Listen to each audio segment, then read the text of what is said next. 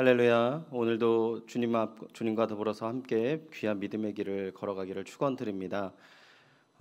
정말 이제 비까지 많이 내리고 있어서 이제 무더위가 성큼성큼 다가오는 것 같습니다. 건강에 유의하시고 늘 주 앞에서 풍성한 은혜와 사랑의 삶이 가득하시기를 축원드립니다. 오늘 내가 누구냐라는 제목으로 하나님의 말씀 나누겠습니다. 먼저 오늘 본문은 요한복음 1장 19절부터 28절까지의 말씀입니다. 신약성경 142면에 있습니다. 요한복음 1장 19절부터 28절까지 말씀 제가 봉독하도록 하겠습니다. 유대인들이 예루살렘에서 제사장들과 레위인들을 요한에게 보내어 내가 누구냐 물을 때에 요한의 증언이 이러하니라. 요한이 드러내어 말하고 숨기지 아니하니 드러내어 하는 말이 나는 그리스도가 아니라 한데 또 묻되 그러면 내가 누구냐 내가 엘리야냐 이르되 나는 아니라 또 묻되 내가 그 선지자냐 대답하되 아니라 또 말하되 누구냐 우리를 보낸 이들에게 대답하게 하라. 너는 내게 대하여 무엇이라 하느냐 이르되 나는 선지자 이사야의 말과 같이 주의 길을 곧게 하라고 광야에서 외치는 자의 소리로라 하니라.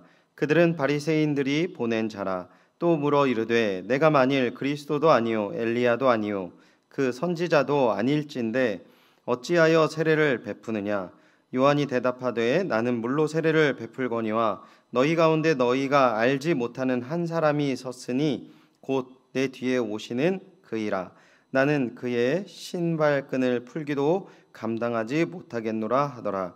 이 일은 요한이 세례 베풀던 곳 요단강 건너편 베다니에서 일어난 일이니라. 아멘. 내가 누구냐라는 제목으로 하나님의 말씀 전하겠습니다. 내가 누구냐라는 제목으로 하나님의 말씀 전하겠습니다. 대한민국 유사 이래로 이렇게 교회에 대해서 관심이 많았던 시기가 있었나 생각을 해봅니다. 대부분 교회를 비난하고 또한 교회에 대해서 부정적인 말을 내뱉는 가운데 있는데 사람들이 그러한 말을 내뱉을 때마다 전혀 제가 생각할 수 없는 그리고 모든 여러분들이 성도님들이 생각하지 못한 교회의 모습들을 또한 어그러진 모습들을 이야기하곤 합니다. 그렇다면 세상 사람들이 우리에게 너희들이 누구냐라고 질문을 한다면 여러분 무엇이라고 대답하실 수 있겠습니까?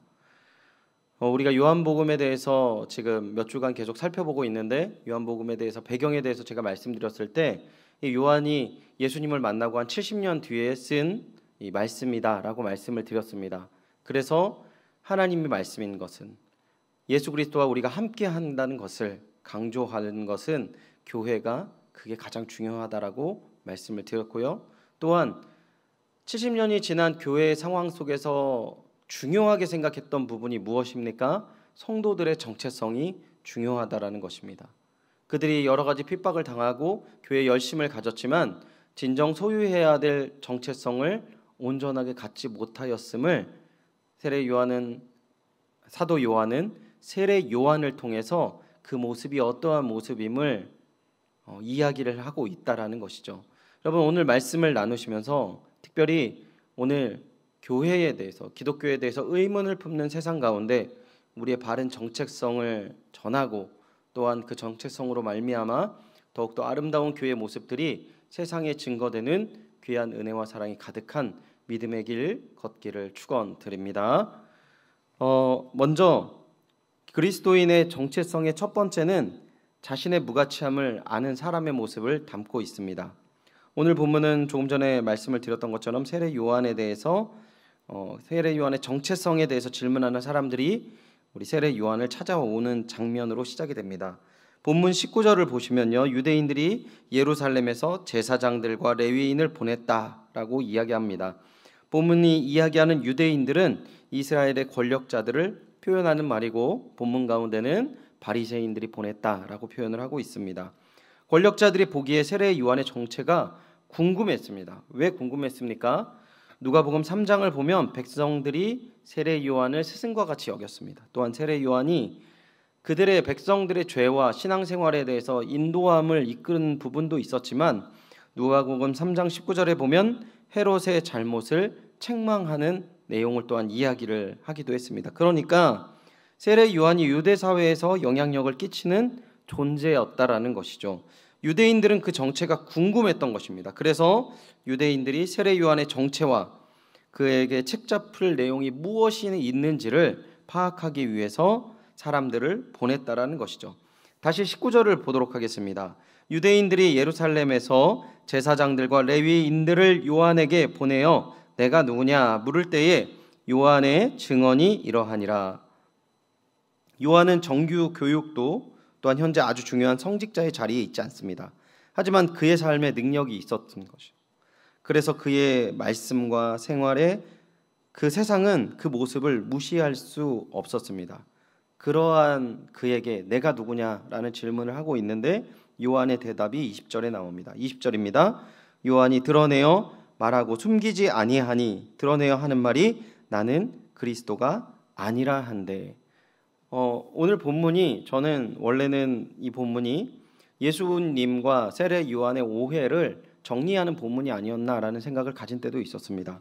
그런데 오늘 본문을 볼 때에 이 세례 요한은 철저하게 자신을 부인하는 시각을 먼저 이야기를 하고 있습니다.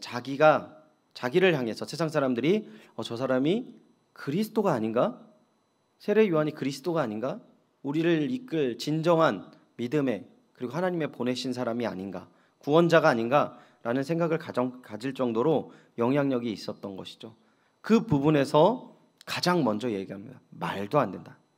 나는 절대 그러한 존재가 아니다라는 것이죠. 21절 계속 이 질문하는 사람들이 와서 이야기를 하는 것입니다. 또 묻되 그러면 누구냐? 내가 엘리야냐? 이르되 나는 아니라. 또 묻되 내가 그 선지자냐? 대답하되 아니라. 이렇게 대답을 하고 있습니다. 종교인들은 이제 비교를, 이제 구원자 그리스도 이외에 그 이스라엘 가운데 가장 능력을 베풀었던 그 선지자 중에 하나인 엘리야에 대해서, 그럼 네가 엘리야냐? 근데 이제 세례 요한이 아니다라고 대답을 합니다. 또 그리고 그 선지자냐라고 얘기했을 때 여기 본문에 나오는 그 선지자는 모세를 이야기합니다. 그러니까 이러한 권위 있는 네가 그러한 사람이냐라고 계속 물어봤을 때 세례 요한은 계속 아니라라고 이야기합니다. 그랬을 때 그 질문자들이 이제는 좀 그 구체적인 내용을 네 입으로 그러면 펴내라. 네가 계속 아니라 하는데 그럼 넌 누구냐라고 다시 묻어요. 23절 이르되 나는 선지자 이사야의 말과 같이 주의 길을 곧게 하라고 광야에서 외치는 자의 소리로다라고 세례 요한이 자신을 구체적으로 이야기합니다. 세례 요한은 자신을 광야에서 외치는 자의 소리라고 이야기를 하는데 이거는 이사야 40장 3절의 말씀을 인용하는 것이죠. 여러분 이사야 40장의 본문의 시작은 이사야에서 굉장히 중요한 시작을 나타내는 장입니다. 이사야 1장부터 39장까지는 이스라엘에 임하는 하나님을 배반한 그들에 대한 심판의 내용을 담고 있고요. 이사야 40장부터 뭘 시작하냐면 회복을 선언하세요. 회복을 선언하시고 그 다음에 이사야 40장 3절에 이 광야에서 외치는 자의 소리다라는 것이 나옵니다. 어떠한 소리입니까? 회복을 이야기하는 거예요. 왜 광야에서 외쳐요? 광야는 지금 예루살렘이 폭망해서 심판을 받아서 황폐해진 장소를 상징하는 것입니다. 그 광야 가운데 무엇을 외치는 겁니까? 하나님의 회복을 외치는 소리라는 것이죠. 본문을 다시 한번 보시면 나는 그러한 소식을 외치는 자다라고 얘기하지도 않고 지금 세례 요한이 뭐라고 얘기합니까? 외치는 자의 소리다라고 이야기를 하는 것이죠. 여러분, 세례 요한은 자신이 아주 무가치한 사람이라는 것을 고백하고 있는 것입니다. 믿음의 사람이 가져야 될, 평생 붙잡고 나가야 될 하나님 앞에서 자세가 어떤 자세입니까? 주님, 나는 무가치한 사람입니다. 여러분, 수많은 예수님의 제자가 있었지만 성경상에서 나오는 끝까지 예수님을 따라갔던 제자들은 손에 꼽습니다. 오늘도 마찬가지라고 저는 생각합니다. 근데 그 손에 꼽았던 예수 그리스도의 제자들이 가졌던 가장 첫 번째 덕목이 무엇입니까? 나는 무가치한 사람이라는 것입니다. 내가 가치 있는 사람이고 내가 능력 있는 사람이고 내가 꼭 필요한 사람이고 없어서는 안 되고 내가 너무 중요한 사람이다 라고 생각할 때 그때부터 사단이 역사하기 시작하는 것이죠. 바울은 괴수 중에 괴수다라고 자신을 고백했다라는 것입니다. 예수 그리스도를 믿으면 믿을수록 나의 더러움과 죄악됨과 끊임없는 자신의 부족함이 드러나기에 이러한 고백을 할 수밖에 없다라는 것입니다. 세상 가운데 우리들에 대해서 너의 정체가 뭐냐라고 얘기했을 때 먼저 우리는 이러한 마음가짐으로 대답할 뿐만 아니라 우리가 이러한 마음가짐으로 나아가야 된다는 것이죠. 우리는 아무런 무가치한 사람입니다. 그럼 우리가 무가치한데 네가 뭐 있는 기독교가 뭐냐? 그렇게 했을 때 우리 두 번째 세례 요한이 말하는 정체성이 드러나는데요. 예수 그리스도의 특별함을 증거하는 사람이라는 것이죠. 그리고 그 특별함이 무엇입니까? 예수 그리스도의 구원자 되심을 증거하는 것인데 그 증거를 어떻게 합니까? 자신의 삶으로 하는 거예요. 이 사람의 삶의 모든 목적이 예수 그리스도를 증거하는 데 포커스가 되어 있다는 것이죠. 제가 청년 때 저희 청년부에 있는 형님의 고백이 참 인상 깊었습니다. 영문학과 다니는 형님이었는데 그 형님이 형 과가 뭐예요? 라고 물어보니까 나는 기독교 예수님 학과고 부전공으로 영문학을 해. 뭐 이렇게 대답을 하셨던 것 같아요. 나의 나됨과 나의 미래와 나의 가는 길에 가장 중요한 것이 예수 그리스도라는 것이죠.